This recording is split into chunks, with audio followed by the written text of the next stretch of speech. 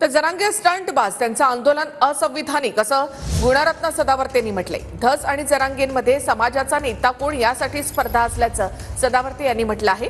तर Tom and Jerry बघणं मी कधीच सोडलंय, सदावर्तेंवरील प्रश्नावर धस यांनी असं उत्तर दिलंय।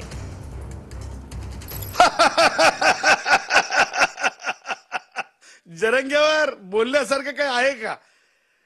जरंग्या म्हणजे एक स्टंटबाज आहे। जरंग्याचं आंदोलन बिनबुडाचं आहे। जरंग्याचं आंदोलन हे असंविधानिक आहे।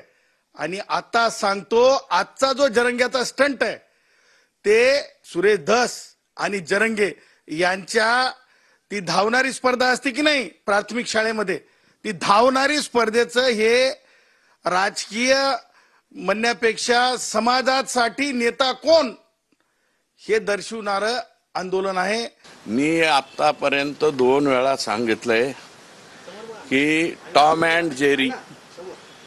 अँड जेरीचा प्रोग्राम पाहणं मी बंद केलेला आहे। त्याच्यावरती एवढंच उत्तर आहे, बाकी काही नको।